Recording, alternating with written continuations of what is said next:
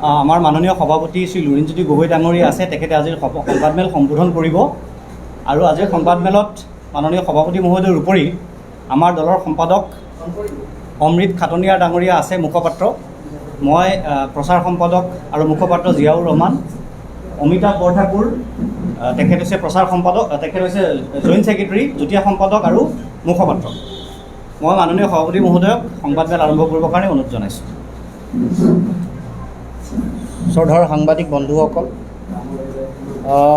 এই সংবাদমেলত উপস্থিত থকা আমাৰ দলৰ প্ৰচাৰ সম্পাদক জিয়াউৰ ৰহমান ডাঙৰীয়া, সম্পাদক অমৃত খাটনিয়াৰ ডাঙৰীয়া, যুটীয়া সম্পাদক অমিতাভ বৰঠাকুৰ ডাঙৰীয়া, মই আপোনালোক সকলোলৈকে অসম জাতীয় পৰিষদৰ তৰফৰ পৰা আন্তৰিক শ্ৰদ্ধা জনাইছোঁ, আন্তৰিক শুভেচ্ছা জ্ঞাপন কৰিছোঁ।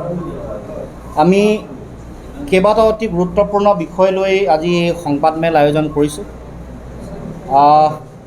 ক'ভিডৰ এই ভয়াৱহ পৰিৱেশৰ মাজত যথেষ্ট সৰ্বসাধাৰণ জনগণৰ জীৱন যাত্ৰা, তেওঁলোকৰ বিভিন্ন ধৰণৰ মৌলিক সমস্যা, তাৰ মাজত আকৌ অত্যাৱশ্যকীয় সামগ্ৰীৰ জুই চাই মূল্য বৃদ্ধি, তাৰ ফলত সমগ্ৰ অসমৰ জনগণৰ জীৱন যাত্ৰা কোঙা হৈ পৰিছে, অতি জুৰুলা হৈ পৰিছে। তেনেকুৱা এটা সময়ত আমি অসম জাতীয় পৰিষদে বিগত সময়ছোৱাত চৰকাৰে বাজেট দাখিল কৰাৰ পাছত আজি আমি সমগ্ৰ অসমৰ জনগণক উদ্দেশ্যি সংবাদমেল আমি সম্বোধন কৰিবৰ কাৰণে আগবাঢ়িছোঁ।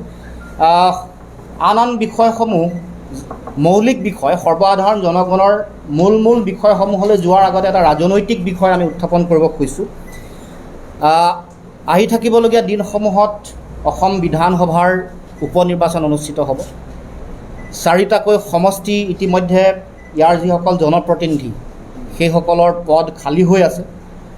খুব সোনকালে 6 মাহৰ ভিতৰত নিশ্চিতভাৱে এই নিৰ্বাচন আয়োজন কৰিব লাগিব। অসম জাতীয় পৰিষদে এটা সিদ্ধান্ত গ্ৰহণ কৰিছে যে আগন্তুক দিনৰ বিধানসভাৰ যি উপ নিৰ্বাচন, এই উপ নিৰ্বাচনত বিজেপিক প্ৰতিৰোধ কৰাৰ স্বাৰ্থত আমি বিজেপি বিৰোধী ৰাজনৈতিক দলসমূহৰ তৰফৰ পৰা উমৈহতীয়া প্ৰাৰ্থী প্ৰক্ষেপ কৰাৰ সিদ্ধান্ত দলৰ কাৰ্যনিৰ্বাহক সভাই আমি গ্ৰহণ কৰিছোঁ, বা আমি উমৈহতীয়া প্ৰাৰ্থী প্ৰক্ষেপ কৰাৰ আমি পোষকতা কৰিছোঁ।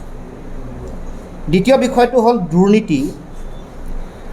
দুৰ্নীতি নিৰ্মূল কৰাৰ প্ৰতিশ্ৰুতিৰে এইখন চৰকাৰ গঠন হৈছিল, বা এইখন চৰকাৰে জনগণৰ পৰা ভোট লৈছিলে। কিন্তু দেখা পোৱা গৈছে যে 2 মাহ সম্পূৰ্ণ হোৱাৰ পাছতেই বিভিন্ন পৰ্যায়ত বিভিন্ন ধৰণৰ দুৰ্নীতি, অবাধ দুৰ্নীতি চলা পৰিলক্ষিত হৈছে। অতি আশ্চৰ্যজনকভাৱে 4টাকৈ বিভাগত দুৰ্নীতিৰ কথা স্পষ্ট ৰূপত মানুহৰ মাজলৈ, মানুহৰ চকুলৈ বিষয়বোৰ আহিছে। আনকি অতি আশ্চৰ্যজনকভাৱে এই 4টা বিভাগৰ দুৰ্নীতিত মন্ত্ৰীকেইগৰাকীৰ নামো সাঙুৰ খাই পৰিছে।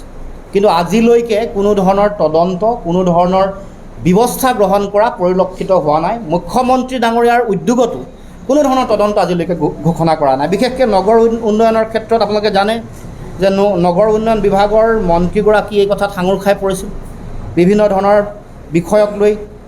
শ্ৰম বিভাগৰ, শ্ৰম আৰু নিয়োগ বিভাগৰ মন্ত্ৰীৰ অধীনত অবৈধ নিযুক্তি, স্বজন তোষণৰ ব্যাপক অভিযোগ উঠিছিল। দীঘলীয়া তালিকা প্ৰকাশ হৈছিল। বিভিন্ন তেওঁলোক ঘৰৰ পৰিয়ালৰ অঙহী বঙহী, তেওঁৰ ঘৰত কাম কৰা মানুহ, তেওঁৰ সহধৰ্মিনী, তেওঁ মিতিৰ কুটুম্বৰ নাম ইয়াত সন্নিৱিষ্ট হোৱা কথা সকলোৱে জানে। কিন্তু আজিলৈকে এই সম্পৰ্কত কোনো ধৰণৰ ব্যৱস্থা গ্ৰহণ কৰা নাই।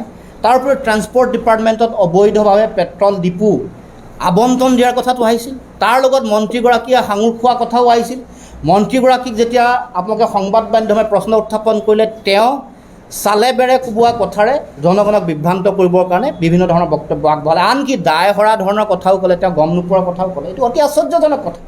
এইবোৰৰ সম্পৰ্কত দুৰ্নীতি প্ৰতিৰোধ বা দুৰ্নীতি বন্ধ কৰিম বুলি অহা এইখন চৰকাৰে কি ব্যৱস্থা গ্ৰহণ কৰিলে বা কি ব্যৱস্থা গ্ৰহণ কৰিব, সেই সম্পৰ্কত নিজৰ স্থিতি স্পষ্ট কৰিবৰ কাৰণে অসমৰ মুখ্যমন্ত্ৰী ডক্টৰ হিমন্ত বিশ্ব শৰ্মা ডাঙৰীয়াক ৰাজহুৱাকৈ বক্তব্য আগবঢ়াবৰ কাৰণেও মই আহ্বান জনাইছোঁ, বা নিজৰ স্থিতি স্পষ্ট কৰিবৰ কাৰণে মই আহ্বান জনাইছোঁ। তাৰ উপৰিও এতিয়া জানে যে কৃষি বিভাগত শেহতীয়াকৈ অত্যন্ত ভুৱা হিতাধিকাৰীক বিভিন্ন ধৰণৰ ধন দিছে, যি কথা আমি উল্লেখ কৰিছিলোঁ। কামৰূপ জিলাখনৰ বিভিন্ন প্ৰান্তত এনেকৈ যিসকল কৃষিৰ লগত জড়িত নোহোৱা বিভিন্ন ধৰণৰ বিজেপি দলৰ বিভিন্ন কৰ্মকৰ্তা বিষয়ববীয়া অঙহী বঙহীক ইয়াৰ ধন দিয়া এই কথা আমাৰ হাতত তথ্য আছে, এই কথা আমি উল্লেখ কৰিছিলোঁ। কিন্তু সেই সম্পৰ্কটো আৰু এই এনেকুৱা ধৰণৰ ঘটনা প্ৰতিখন জিলাই জিলাই হৈছে, কিন্তু সেই সম্পৰ্কটো চৰকাৰে কোনো ধৰণৰ ব্যৱস্থা আজিলৈকে গ্ৰহণ কৰা নাই। তাৰ লগে লগে আৰু এটা বিষয়, সেই বিষয়টো হ'ল যে আপোনালোকে জানে যে জুন মাহত ছয়গাঁৱৰ এটা গোদামত 1 লাখ বস্তা ৰাজহুৱা বিতৰণ ব্যৱস্থাৰ চাউল, চৰকাৰী চাউল জব্দ হৈছিল। অবৈধভাৱে তাত সংগ্ৰহ কৰি ৰখা 1 লাখ বস্তা চাউল। ইয়াৰ বিৰুদ্ধে আমি থানাত আমি গোচৰ ৰুজু কৰিছিলোঁ। আজিলৈকে তদন্ত প্ৰক্ৰিয়া আৰম্ভ হোৱা নাই। তদন্ত প্ৰক্ৰিয়া কোনো চৰকাৰৰ ফালৰ পৰা কোনো ব্যৱস্থা আজিলৈকে গ্ৰহণ কৰা নাই বা কাকো আজিলৈকে গ্ৰেপ্তাৰ কৰা আমি দেখিবলৈ পোৱা নাই। তাৰ উপৰিও জুলাই মাহৰ আমিনগাঁৱৰ 8টা গোদামত 100 কোটি টকা মূল্যৰ বাৰ্মিজ চুপাৰী ধৰা পোৱা আমি দেখিবলৈ পাইছোঁ। কিন্তু সেই সম্পৰ্কতো আজিলৈকে গোচৰ ৰুজু হোৱা নাই, কোনো তদন্ত আগবঢ়া নাই, আজিলৈকে কোনো ব্যক্তিক তেওঁলোকে তদন্ত কৰা নাই। আৰু তাৰ উপৰিও চাৰিওফালে গাঁৱে ভূঞে বিভিন্ন ধৰণৰ দুৰ্নীতি আৰু অনিয়মৰ যিটো তথ্য বা বিভিন্ন ধৰণৰ কথা বতৰা সংবাদ মাধ্যমৰ যোগেদি পোহৰলৈ আহিছে। তাৰ পিছৰ বিষয়টো হ'ল যে আপোনালোক সকলোৱে জানে যে গৰু চিণ্ডিকেটৰে সমগ্ৰ অসম ভৰি আছে। দুৰ্নীতিমুক্ত অসম গঢ়িব খোজা চৰকাৰখনে বিগত 5 বছৰ আৰু এতিয়া 2 মাহত চিণ্ডিকেটযুক্ত অসমলৈ পৰিৱৰ্তন কৰিলে। দুৰ্নীতিৰ বিৰুদ্ধে শূন্য সহনশীল নীতি গঢ়িম বুলি কোৱা, দুৰ্নীতিমুক্ত অসম গঢ়িম বুলি কোৱা চৰকাৰখনে অসমক চিণ্ডিকেটযুক্ত অসমলৈ পৰিৱৰ্তন কৰিলে। এইটোৱে চৰকাৰৰ যোৱা 5 বছৰ আৰু এই 2 মাহৰ কৃতিত্ব।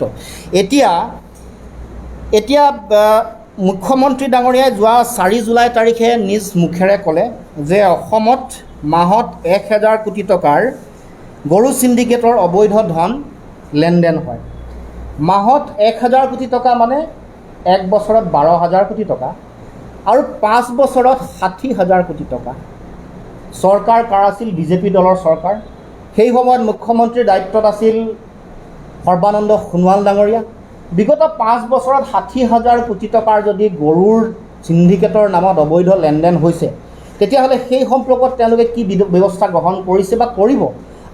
তাৰ উপৰিও আমি ক'ব খোজোঁ যে এই যে গৰুৰ চিণ্ডিকেট, গৰুৰ নামত অবৈধ লেনদেন, ৰজাঘৰলৈ টকা পইচা আহে বা বিভিন্ন ধৰণৰ চিণ্ডিকেটৰ লগত জড়িত বিষয়া কৰ্মচাৰী, পুলিচৰ লগত জড়িত বিষয়ববীয়া কৰ্মকৰ্তা আছে। আমি 2006 চনৰ পৰা আজিৰ তাৰিখলৈকে গৰু চিণ্ডিকেটৰ ন্যায়িক তদন্ত বিচাৰিছোঁ। 2006 চনৰ পৰা আজিৰ তাৰিখলৈকে গৰু চিণ্ডিকেটৰ নামত হোৱা অবাধ লেনদেন, ধনৰ সৰবৰাহ, ইয়াৰ টকা পইচা ৰজাঘৰলৈ যোৱা, কিমান হাজাৰ কোটি টকা জনতাৰ ধন এনেকৈ জনতাৰ ধন তেওঁলোকে শুহি খালে বা বিভিন্ন ধৰণৰ অবাধ লেনদেন ঘটিলে, দুৰ্নীতি কৰিলে, সেই সম্পৰ্কত ন্যায়িক তদন্তৰ দাবী কৰিছোঁ। আৰু এই বিষয়টো যিহেতু অত্যন্ত স্পৰ্শকাতৰ, অত্যন্ত গুৰুত্বপূৰ্ণ বিষয়, অসম জাতীয় পৰিষদে এই বিষয়টো ভাৰতবৰ্ষৰ মাননীয় প্ৰধানমন্ত্ৰী নৰেন্দ্ৰ মোদী ডাঙৰীয়াক স্মাৰক পত্ৰৰ যোগেদি এই বিষয়টো অৱগত কৰোঁ। যিহেতু আৰু অসমৰ মুখ্যমন্ত্ৰী ডক্টৰ হিমন্ত বিশ্ব শৰ্মাৰ বক্তব্যৰ উদ্ধৃতি দি ভাৰতবৰ্ষৰ প্ৰধানমন্ত্ৰী ডাঙৰীয়াক এই বিষয়টো স্মাৰক পত্ৰৰ যোগেদি আমি অৱগত কৰিম আৰু ইয়াৰ বিৰুদ্ধে যথোপযুক্ত ব্যৱস্থা, শক্তিশালী ব্যৱস্থা গ্ৰহণ কৰিবৰ কাৰণেও আমি দাবী উত্থাপন কৰিম। এতিয়া আমি আহোঁ মূল্য বৃদ্ধি প্ৰসংগলৈ। আপোনালোকক আমি 2016 চনৰ মে' মাহৰ পৰা 2021 চনৰ মে' মাহলৈকে পাইকাৰী যিবোৰ মূল্য, পাইকাৰী মূল্যৰ এখন আমি তালিকা আগতে আমি দিছিলোঁ আমাৰ দলৰ তৰফৰ পৰা। মে' মাহৰ পৰা আজিৰ তাৰিখলৈকে 17 জুলাইলৈকে খোৱা পাইকাৰী মূল্য বৃদ্ধি, তাৰ লগে লগে খুচুৰা মূল্য বৃদ্ধিৰ এখন তালিকা আপোনালোকৰ হাতত অৰ্পণ কৰিব খুজিছোঁ। ইয়াত দেখা পোৱা গৈছে যে মে' মাহৰ পৰা জুলাই মাহলৈকে বহু সামগ্ৰীৰ মূল্য বৃদ্ধি হৈছে, কিছু মূল্য বৃদ্ধিৰ সামগ্ৰী হোৱা নাই, ষ্টেগনেণ্ট হৈ আছে। কিন্তু অতি আশ্চৰ্যজনকভাৱে যিবোৰ সামগ্ৰী মানুহে সচৰাচৰ নিতেও ব্যৱহাৰ কৰে, সেইবোৰ সামগ্ৰী অতি উচ্চ হাৰত মূল্য বৃদ্ধি হৈছে। মচুৰ দাইল আপুনি 2021 চনৰ মে' মাহত মচুৰ দাইলৰ মূল্য 79 পৰা 100 টকা আছিল, এতিয়া 82 পৰা 105 টকা হ'ল পাইকাৰী মূল্য। আৰু অতি আশ্চৰ্যজনকভাৱে খুচুৰা মূল্য, সৰ্বসাধাৰণ ৰাইজে যিটো তেওঁলোকে কিনে সেইটো 100 পৰা 120 টকালৈকে বৃদ্ধি হৈছে। তাৰ উপৰিও চাউল, আইজোং চাউলৰ মূল্য আছিল মে' মাহত 27ৰ পৰা 23 টকা, এইটো এতিয়া 28ৰ পৰা 36 টকালৈ বৃদ্ধি হৈছে আৰু মানুহে সৰ্বসাধাৰণ জনসাধাৰণে খুচুৰা মূল্য 38 টকাৰ পৰা 45 টকালৈ বৃদ্ধি হৈছে। বহু তথ্য আমি দিছোঁ, কেইটামান কথাই আমি হাইলাইট কৰি দিব খুজিছোঁ। তাৰপিছত মিঠাতেলৰ দাম মে' মাহত 153ৰ পৰা 163 টকা আছিল, এতিয়া 152 টকাৰ পৰা 198 টকালৈকে বৃদ্ধি হৈছে। আৰু আশ্চৰ্যজনক কথাটো হ'ল ৰাইজে খুচুৰা মূল্য 210 টকাৰ পৰা 235 টকালৈকে কিনিব লাগে। এইটোৱে হ'ল চৰকাৰখনৰ কৃতিত্ব। আৰু একফালে কয় তেওঁলোকে কৰবিহীন বাজেট উত্থাপন কৰিছে। কৰ লগোৱাৰ কোনো যিটো GST কমিশ্যনে কৰ নিৰ্ধাৰণ কৰি দিয়ে, তাৰ পাছত অসমত কৰ লগোৱাৰ কথাও আহিবই নোৱাৰে। কৰ লগোৱাৰ মূল তথ্যটো ইয়াতে আছে, এইখন পত্ৰতে কৰ লগোৱাৰ তথ্য আছে। তাৰ উপৰিও আমাৰ বিভিন্ন ধৰণৰ টোল গেটৰ টেক্স আছে, 100 টকাতকৈ বেছি দামত পেট্ৰল ডিজেল ল'ব লাগে, গেছৰ দাম কিমান বাঢ়িছে, এইবোৰ কথা বাদ দি এই কৰমুক্ত যিটো তেওঁলোকৰ বাজেটৰ মানুহৰ মাজত জনপ্ৰিয় কৰাৰ টাৰ্মিনলজি, যিটো ব্ৰেণ্ডিং কৰিব খুজিছে কৰমুক্ত, এইটো মানুহক কৰা প্ৰহসনক বাদ দিয়ে একো নাই। আৰু এইখন বাজেট একেবাৰে চূড়ান্ত এখন বাজেটৰ যিটো উৎপাদনশীল চৰিত্ৰ থাকিব লাগে, উৎপাদনশীল চৰিত্ৰ শূন্য এখন বাজেট কেৱল মাত্ৰ হিতাধিকাৰী সৃষ্টিতে সীমাবদ্ধ। গতিকে আমি মূল্য বৃদ্ধি কেনেকৈ হৈছে সেই সম্পৰ্কত আপোনাক ক'ব খুজিছোঁ। ইয়াৰ লগত যিহেতু বাজেটৰ এটা সম্পৰ্ক জড়িত হৈ আছে, সেইকাৰণে বাজেটৰ বিষয়টো উত্থাপন কৰিছোঁ। আৰু আন বাজেটৰ লগত জড়িত হৈ থকা কথাও নিশ্চয় মই আপোনালোকৰ আগত উত্থাপন কৰিম। হালধিৰ দাম 250 টকা আছিল, এতিয়া 265 টকা পাইকাৰী হাৰত বিক্ৰী হয় আৰু 330 টকা খুচুৰাকৈ কিনিব লাগে। এয়াই হ'ল মূল্য বৃদ্ধি। চিৰা, সৰ্বসাধাৰণ ৰাইজে চিৰা খায়। চিৰা যিকেইটা মূল দাম বাঢ়িছে, 32 টকাৰ পৰা 40 টকা আছিল, এতিয়া 50ৰ পৰা 60 টকা হৈছে আৰু খুচুৰা মূল্য হৈ গ'ল 80ৰ পৰা 100 টকা। পিঁয়াজৰ মূল্য অতি আশ্চৰ্যজনকভাৱে প্ৰতিটো নাচিকৰ পিঁয়াজ, ৰাজস্থানৰ পিঁয়াজ, বেংগলৰ পিঁয়াজ, কোনো পিঁয়াজৰ দাম কমা নাই। এইটো 15 টকাৰ পৰা 15 টকা 16 টকা আছিল এইটো মে' মাহত, এতিয়া বাঢ়ি তাৰ দাম আপোনাৰ 26 টকাৰ পৰা 31 টকা হৈছে। এইটো ভয়ংকৰ দাম বৃদ্ধি। গতিকে এইখিনি হ'ল মূল্য বৃদ্ধিৰ তথ্য। আৰু সাৰ যিটো আচলতে যিটো আন্তঃৰাষ্ট্ৰীয় ৰিজাৰ্ভ বেংক অফ ইণ্ডিয়াৰ যিটো নিয়ম, মূল্য বৃদ্ধি হ'ব লাগে এটা বছৰত 5%, এইটো এটা জেনুইন, এটা আইডিয়েল মূল্য বৃদ্ধি। আমাৰ মূল্য বৃদ্ধি 2 মাহত হৈছে 20%। অসমত মূল্য বৃদ্ধি হৈছে 2 মাহত 20%। এইটো ইয়াতকৈ আৰু উদ্বেগজনক ভয়াৱহ তথ্য একো থাকিব নোৱাৰে।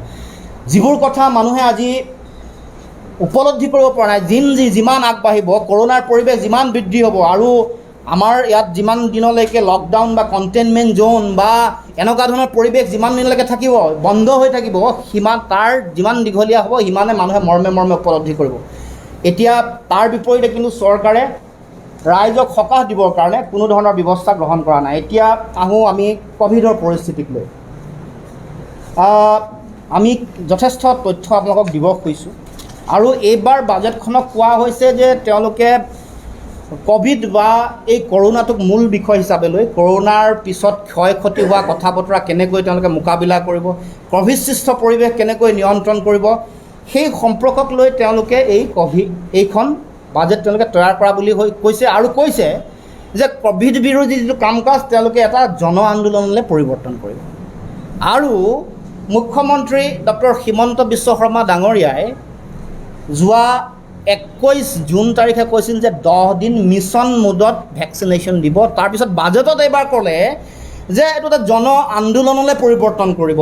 ক'ভিড বিৰোধী সমগ্ৰ প্ৰক্ৰিয়াৰ লগত জড়িত হৈ থকা ইকনমি, আন কথা বতৰা, মানুহক খাদ্য সামগ্ৰী যোগান ধৰা, আমি এটা জন আন্দোলনৰ নমুনা দিব খুজিছোঁ চৰকাৰৰ জন আন্দোলনত। যোৱা সময়ছোৱাত কি জন আন্দোলন কৰিলে তাৰ এটা নমুনা দিব খুজিছোঁ। মুখ্যমন্ত্ৰীয়ে যেতিয়া মিছন মোডত 10 দিনত 3 লাখকৈ ভেকচিনেশ্যন দিম বুলি ক'লে, সেই দিনকেইটাত আপোনালোকে চাব, মই আপোনালোকক তথ্য দিছোঁ। 21 জুনত তেওঁলোকে ঠিকেই 21 জুনত মুখ্যমন্ত্ৰীয়ে ক'লে, কাৰণ 3 লাখ অতিক্ৰম কৰিছিল, সেইকাৰণে 3,74,555 গৰাকী ব্যক্তিক ভেকচিন দিলে। 22 জুনত 2,49,000 গৰাকী, চাই থাকিব।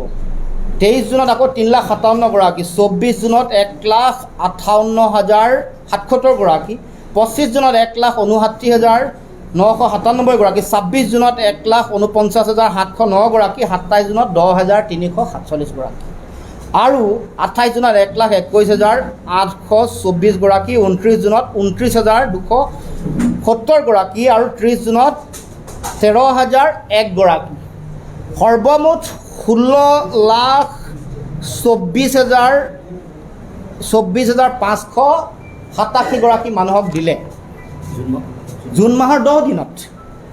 অৰ্থাৎ তেওঁলোকৰ যিটো 30 লাখ দিনে 3 লাখকৈ 30 লাখ তাৰ আধা তেওঁলোকে আধাতকৈ 55% এচিভ কৰিবলৈ অলমষ্ট 55% 55% তেওঁলোকে এচিভ কৰিলে। অৰ্থাৎ তেওঁলোক 45% পিছ পৰি থাকিলে। আৰু ভয়ংকৰ তথ্য আপোনালোকক দি আছোঁ মই। এতিয়া 1 তাৰিখৰ পৰা এই প্ৰক্ৰিয়া আমি আকৌ আমাৰ হাতত তথ্য আছে, এইখন তথ্যও দিব খুজিছোঁ।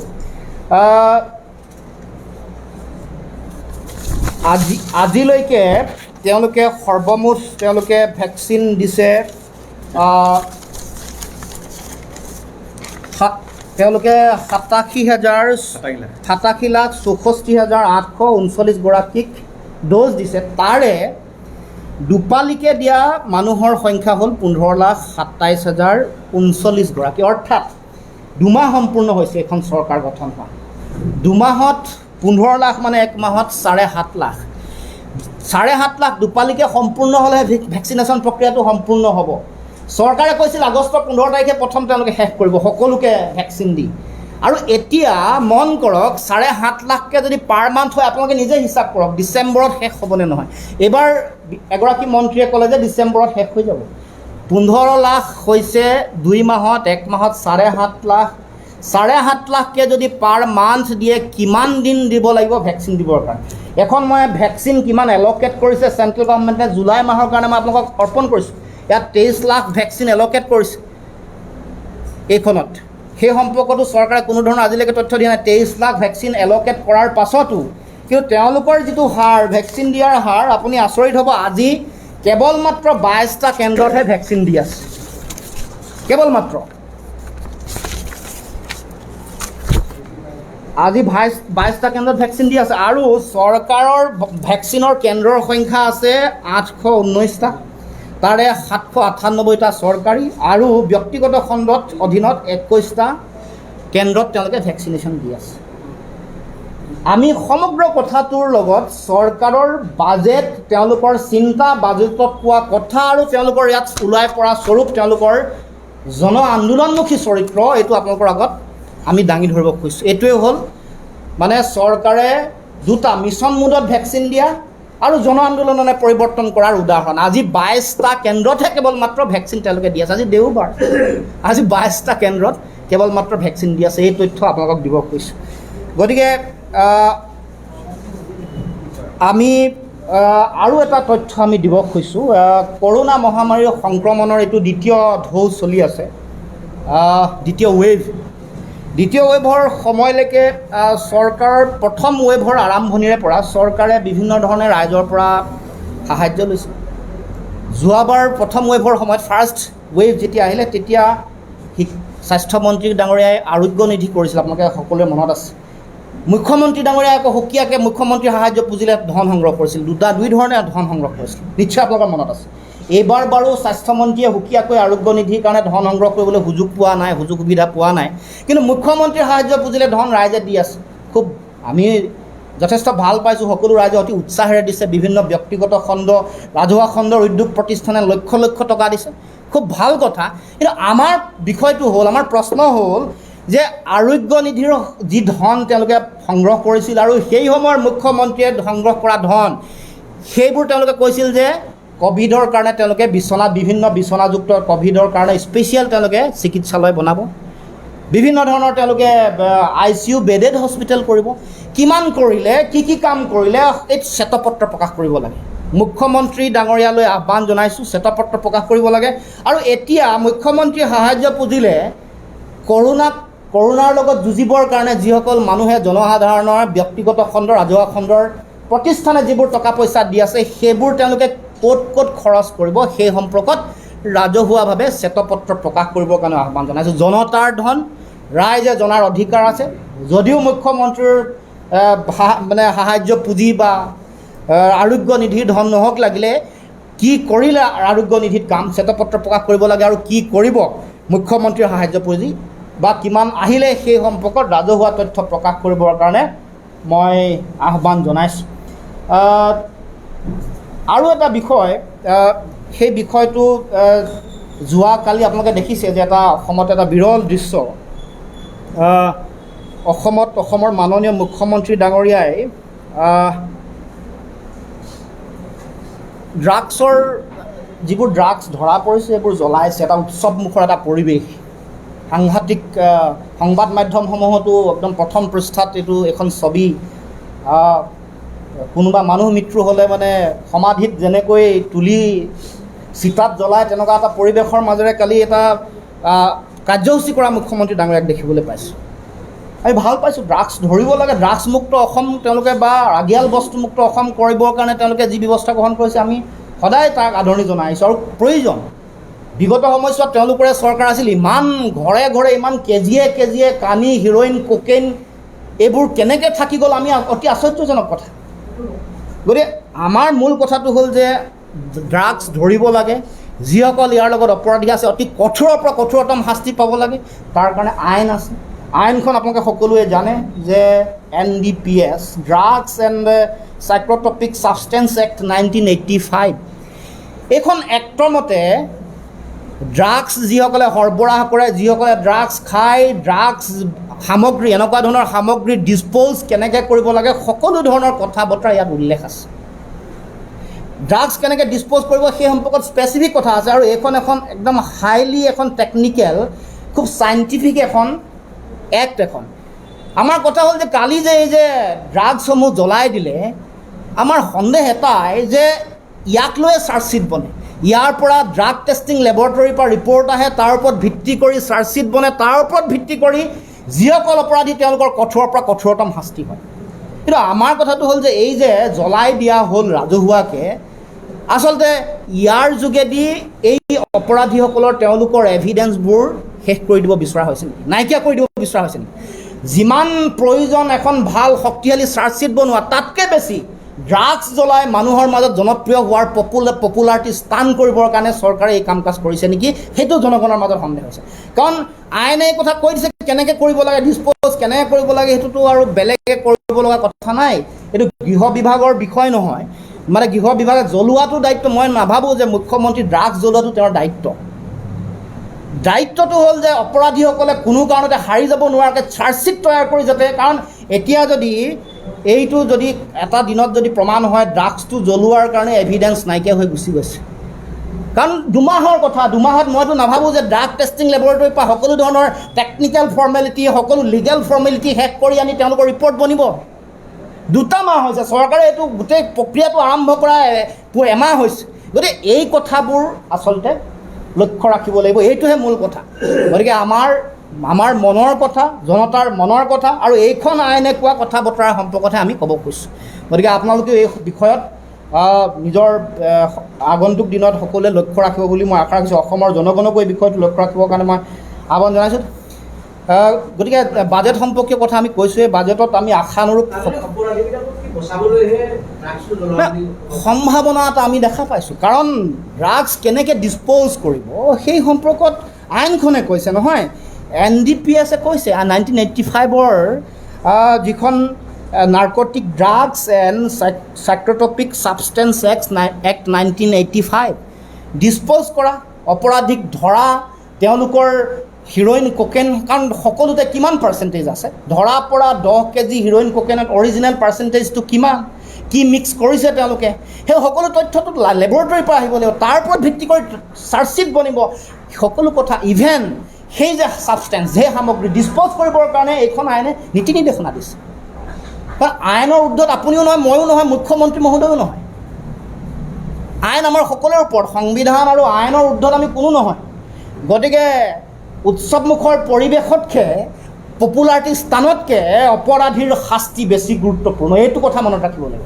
তেওঁলোকৰ চাৰ্জশ্বিট অতি শক্তিশালী, কাৰণ আমি দেখিছোঁ যে বিভিন্ন ধৰণৰ ভংগ কৰা বিভিন্ন ধৰণৰ কথা পতা এটা সময়ত দিন দুপৰতে এটা নৈৰাজ্যবাদী পৰিৱেশ কৰি সুবোধ বিশ্বাসে আক্ৰমণ কৰি বেলেগ এটা কমিউনেল পৰিৱেশ সৃষ্টি কৰাৰ পাছত চাৰ্জশ্বিটৰ দুৰ্বলতাৰ কাৰণে জেলৰ পৰা ওলাই যোৱা পৰিৱেশো দেখিছোঁ। গতিকে চৰকাৰখনৰ আন্তৰিকতা আমি আগতে দেখিছোঁ। গতিকে আমি সেইকাৰণে এই যে জ্বলাই দিলে, কালি এটা উৎসৱমুখৰ পৰিৱেশ যে কৰিলে, এটা পপুলাৰিটি স্থান এটা, আমিতো নাভাবোঁ যে মুখ্যমন্ত্ৰী ডাঙৰীয়া ড্ৰাগছ জ্বলাবলগীয়া এতিয়া প্ৰয়োজনীয়তা আছে, বহু বিষয় আছে, কৰ্মচাৰী আছে, কৰ্মকৰ্তা আছে, ডিপাৰ্টমেণ্টৰ মানুহ আছে, তেওঁলোকে কৰিবলগীয়া কাম আছে এইবোৰ। গতিকে মই ভাবোঁ যে মানুহৰ মাজত সন্দেহ হৈছে, সন্দেহৰ কাৰণ এইখন আইনমতে সকলো কাম হ'ব লাগিব।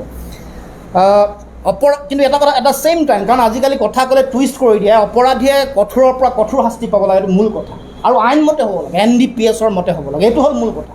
কিন্তু এই যিবোৰ কথা বতৰা কাম কাজ এইবোৰৰ ওপৰতহে মানুহৰ সন্দেহ হৈছে, এভিডেঞ্চ কেনেবাকৈ তেওঁলোকে নাইকিয়া কৰিছে। দ্বিতীয় কথাটো বাজেটত যিবোৰ মৌলিক বিষয় উত্থাপন কৰিব লাগে, উৎপাদনশীল বাজেটটো নহয়, একেবাৰে উৎপাদন শূন্য, মানে উৎপাদনশীলতা শূন্য এখন বাজেট, আনপ্ৰডাক্টিভ এখন বাজেট, সীমাবদ্ধ কেৱল মাত্ৰ বেনিফিচিয়াৰীক লৈ, বিভিন্ন নাম ধুনীয়াকৈ শুনিবলৈ ভাল লগা কিছুমান নাম দিছে, যিবোৰ প্ৰতিশ্ৰুতি তেওঁলোকৰ আছিল, বানমুক্ত অসম কিমান তেওঁলোকে দিলে, ৰুগ্নপ্ৰায় উদ্যোগসমূহ তেওঁলোকে পুনৰুদ্ধাৰ কৰিবৰ কাৰণে কি ব্যৱস্থা গ্ৰহণ কৰিলে, ক'ভিড পৰিস্থিতিত যিসকল আক্ৰান্ত হৈছে, বিশেষকৈ শ্ৰমিক, কৃষক, ক্ষুদ্ৰ ব্যৱসায়ী, কাম কৰা, দিন মজুৰি কৰা আন ব্যক্তি, বা অটো চলোৱা, ৰিক্সা চলোৱা যিসকল ব্যক্তি আছে, অ'লা উবেৰৰ যিসকল ব্যক্তি আছে, আনকি অধিবক্তাসকল কি অৱস্থা আছে, সেই সম্পৰ্কত কোনো এড্ৰেছ কৰা নাই এখন বাজেটত। তাৰ উপৰিও শিক্ষাত এতিয়া যিমান মৌলিক বিষয়সমূহৰ সম্পৰ্কত যিমান এড্ৰেছ কৰিব লাগে, আজি ছাত্ৰ ছাত্ৰীসকলক ভেকচিন দি কমপ্লিট কৰি তেওঁলোকক পঢ়াশালীলৈ উলিয়াই আনিব লাগিছিল, তাৰ বিপৰীতে কি কৈছে, তেওঁলোকক মোবাইল দিছে। ভেকচিনটো শেষ কৰিবলৈ তেওঁলোকৰ এই অৱস্থা, 7.5 লাখকৈ পাৰ মান্থ দি আছে, প্ৰতি মাহে 7.5 লাখকৈ কেৱল দিছে। গতিকে আমি বাজেটখনত পাব লগা যিটো কথা, কোনো ধৰণৰ ইয়াত আমি আচলতে পোৱা নাই বাজেটখনত।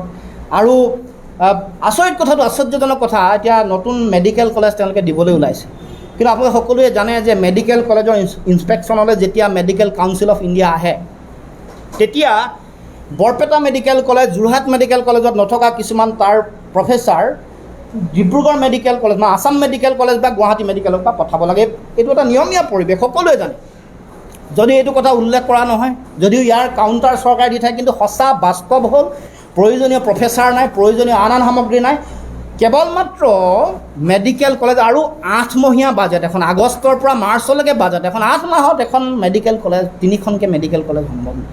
কৰবিহীন কথাটো অৰ্থহীন কথা এটা। GST কমিশ্যনে কৰৰ কথা যিহেতু ঠিক ঠাক কৰে, য'ত ইমান উচ্চ হাৰত মূল্যবৃদ্ধি চলি আছে, 100 টকীয়া পেট্ৰল ডিজেল ল'ব লাগে, গেছৰ দাম বাঢ়িছে, টোল টেক্স মানুহে দি আছে, তাৰ উপৰিও আন সকলো ধৰণৰ কৰ কাটল বাঢ়িয়ে আছে, তাৰপিছত আৰু বেলেগ হাৰত টেক্স লগাব, এইটো কেতিয়াও সম্ভৱ নহয়। এইটো এটা মানুহৰ মাজত এটা মিছা এটা মানে মানুহক তেওঁলোকে মিছা বিভ্ৰান্তিকে এটা পৰিৱেশ দিবলৈ চিন্তা চৰ্চা কৰিছে। গতিকে মই এই বিষয়সমূহ উত্থাপন কৰিছোঁ অসমৰ ৰাইজৰ উদ্দেশ্যে। আৰু আগন্তুক দিনত এই যে চৰকাৰৰ যিবোৰ এনেকুৱা ধৰণৰ হঠকাৰী সিদ্ধান্ত, কাম কাজ, এইবোৰৰ বিৰুদ্ধে আমি আমাৰ যিবোৰ বক্তব্য, দৃষ্টিভংগী আমি জনগণৰ সন্মুখত আমি পুনৰ অৱগত কৰিম।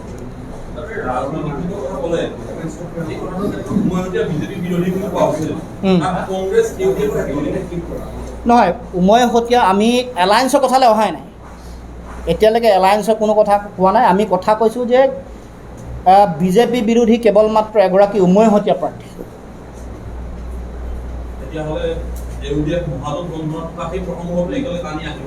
মহাজোঁটৰ কথা, জোঁটবন্ধনৰ কথাটোত আমি কেতিয়াও অহা নাই, জোঁটবন্ধনৰ কথা কেতিয়াও কোৱা নাই। বিজেপিক প্ৰতিৰোধ কৰাৰ স্বাৰ্থত এগৰাকী উমৈহতীয়া প্ৰাৰ্থী। নাই, আমাৰতো স্পষ্ট কথা যে বিজেপিক প্ৰতিৰোধ কৰাৰ স্বাৰ্থত এগৰাকী উমৈহতীয়া প্ৰাৰ্থী।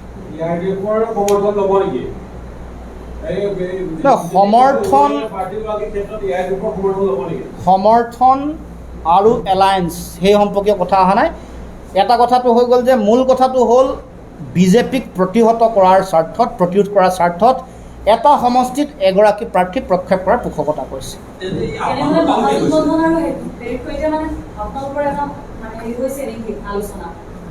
সেইটো আমি আহ্বান কৰিছোঁ, পোষকতা কৰিছোঁ, আহ্বান জনাইছোঁ।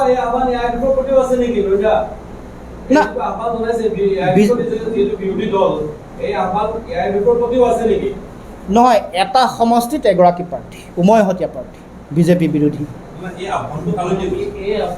বিজেপি বিৰোধী শক্তি যোন আছে, উমৈহতীয়া এগৰাকী প্ৰাৰ্থী। গোটেই বছৰ আমাৰ মতটো প্ৰকাশ কৰিছোঁ যে অসম জাতীয়তাবাদী পৰিষদে এইটো এটা উমৈহতীয়া প্ৰাৰ্থীৰ পোষকতা কৰে।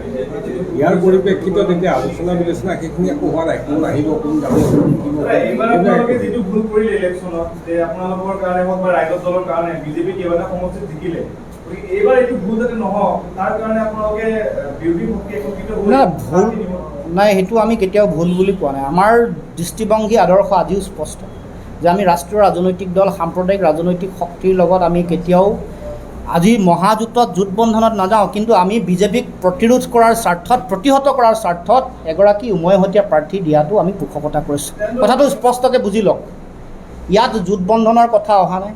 আগতেও আমি এই কথা কৈছিলোঁ, আজিও সেই কথা কৈছোঁ। পুনৰ আদৰ্শগত নীতিগত প্ৰশ্নত কেতিয়াও আপোচ কৰাৰ প্ৰশ্ন নাহে, কিন্তু বিজেপিক প্ৰতিৰোধ আৰু প্ৰতিহত কৰাৰ স্বাৰ্থত উমৈহতীয়া প্ৰাৰ্থীৰ পোষকতা কৰিছোঁ।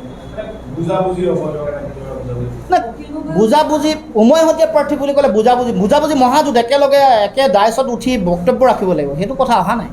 আমাৰ আদৰ্শগত প্ৰশ্নত ন' কম্প্ৰমাইজিং কথা।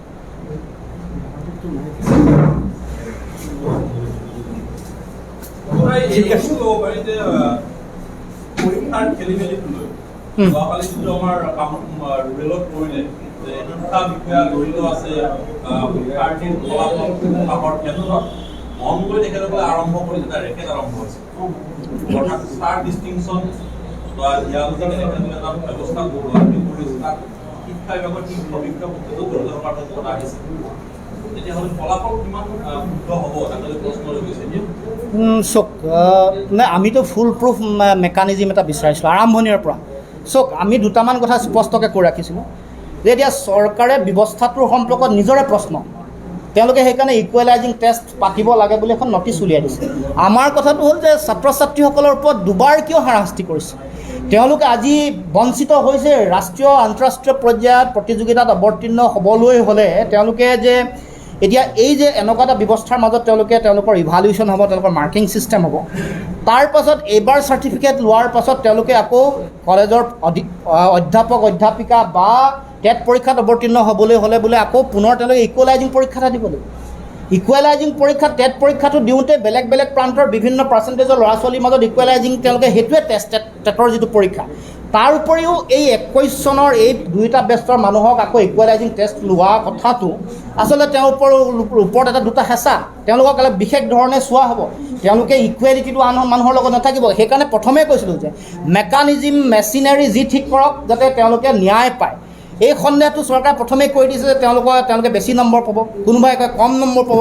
তাৰমানে অৰ্থাৎ মেচিনাৰীটো গণ্ডগোল আছে। তোমালোকে লোৱা যিটো প্ৰক্ৰিয়াটো তোমালোকৰ নিজৰে সন্দেহ, চৰকাৰৰ নিজৰে সন্দেহ যে এই ব্যৱস্থাটোৱে ন্যায় দিয়া নাই। গতিকে আমি কৈছোঁ যে ন্যায় দিয়া ব্যৱস্থা এটা দিয়া, ছাত্ৰ ছাত্ৰীসকলৰ মানসিক হাৰাশাস্তি যাতে হ'ব নোৱাৰে।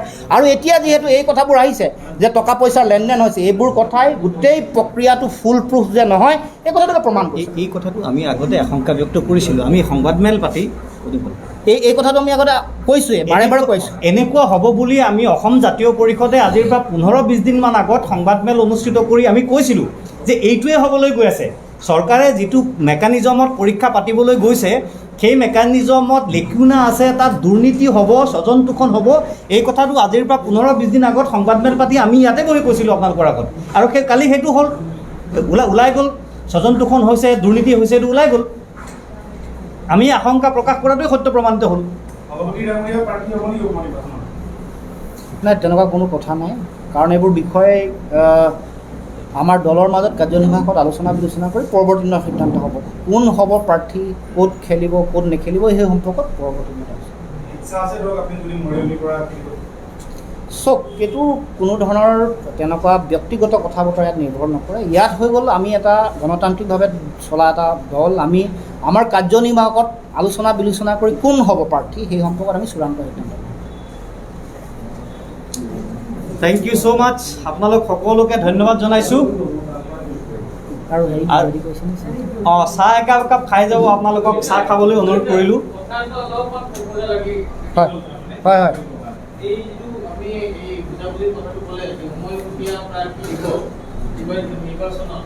বিজেপি বিৰোধী সকলো দললৈকে যে আহ্বান জনাইছে, আপোনালোকে সকলোকে আলোচনা পাতিব নেকি? কংগ্ৰেছ, এআইডিএফ, ৰাইজৰ দল, চক মানে আলোচনা প্ৰক্ৰিয়া বা মানে গোটেই বিষয়টো কেনেকৈ আগবাঢ়িব সেই সম্পৰ্কত পৰৱৰ্তী দিনত সিদ্ধান্ত ল'ব লাগিব। কিন্তু আমাৰ অন প্ৰিন্সিপল ডিচিশ্যনটো হ'ল বিজেপিক প্ৰতিহত কৰাৰ স্বাৰ্থত, প্ৰতিৰোধ কৰাৰ স্বাৰ্থত আমি এগৰাকী উমৈহতীয়া প্ৰাৰ্থী দিয়াটো পোষকতা কৰিছোঁ। আপোনালোকে যদি এলায়েন্স নকৰে কাৰো লগত, তেতিয়াহ'লেতো কোনো সেই আহ্বানটো মানি নল'ব, কাৰণ যোৱাবাৰ নিৰ্বাচনতে আপোনালোকে সেই আহ্বানটো জনাইছিল, আপোনালোকে জনাইছিল, ৰাজ্যৰ ফালে জনাইছিল। যোৱাবাৰ আমাৰ দৃষ্টিভংগীটো আছিল যে আঞ্চলিক ৰাজনৈতিক শক্তিসমূহ ঐক্যবদ্ধ হ'ব, আঞ্চলিক ৰাজনৈতিক শক্তিসমূহ ঐক্যবদ্ধ হ'ব লাগে, সেই কথাটো আমি আহ্বান। আমাৰ কাৰ্যনিৰ্বাহকত যিটো কথা আলোচনা হৈছে, মাননীয় সভাপতি মহোদয়ৰ অনুমতিক্ৰমে কথাটো কৈ দিছোঁ আপোনালোকক, সেইটো হ'ল মিত্ৰতাৰ কথাটো এতিয়া অহা নাই। এতিয়া অসম জাতীয় পৰিষদে নিজৰ মত ব্যক্ত কৰিছে। অকল অসম জাতীয় পৰিষদ এটা ৰাজনৈতিক দল নহয়, বহুকেইটা ৰাজনৈতিক দল আছে যিকেইটা দল বিৰোধী শিবিৰত আছে। অন্যান্য ৰাজনৈতিক দলসমূহে তেওঁলোকৰ মতামতো ব্যক্ত কৰক, আৰু তাৰপিছত কি পৰিস্থিতিৰ সৃষ্টি হয় তাৰ ওপৰত ভিত্তি কৰি কাৰ্যনিৰ্বাহকে আলোচনা কৰি সিদ্ধান্ত গ্ৰহণ কৰিব। যদি মিত্ৰতাত মানে এতিয়া মিত্ৰতাৰ কথা অহা নাই, যদি ভৱিষ্যতে সকলো মানে সন্মত হয়, তেতিয়াহ'লে কংগ্ৰেছ মহাজোঁটেই হওক বা AIDF হওক, যিকোনো দলৰ লগত আপোনালোকে মিত্ৰতা কৰিব। মই আগতে যিটো কথা ক'লোঁ, অন প্ৰিন্সিপল কথা, আমি মিত্ৰতা মহাজোঁটৰ প্ৰশ্নত অহা নাই। মিত্ৰতা মহাজোঁট এই গোটেই কথাটোলৈ অহা নাই। আমি কৈছোঁ যে উমৈহতীয়া এগৰাকী প্ৰাৰ্থী প্ৰক্ষেপ কৰিব লাগে। আমাৰ যিটো অন প্ৰিন্সিপল যিটো ডিচিশ্যন সেইটো একে আছে। মই আগতে ক'লোঁ, এবাৰ দোহাৰিলোঁ।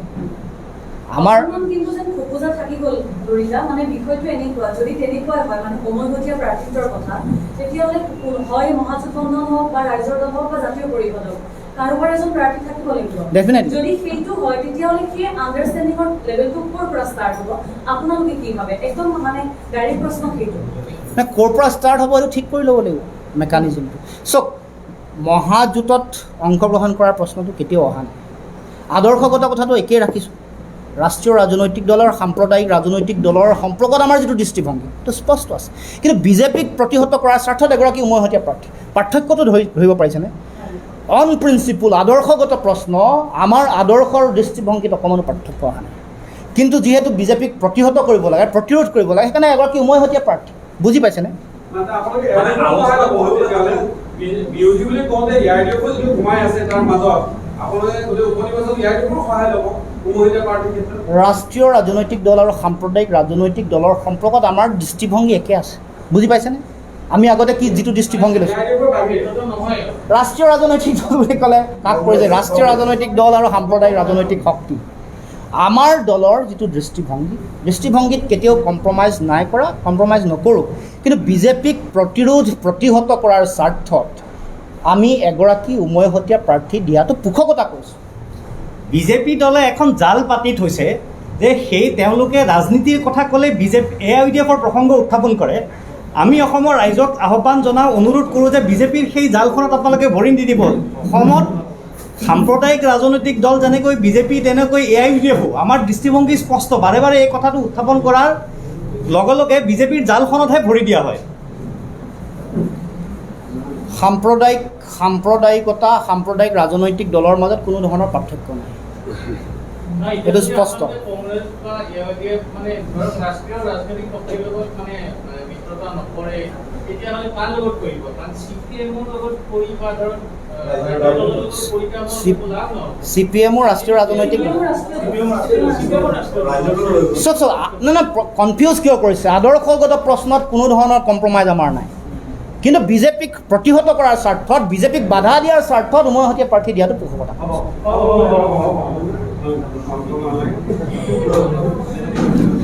সকলোকে একাপ চাহ খাই যাবৰ কাৰণে অনুৰোধ কৰিলোঁ।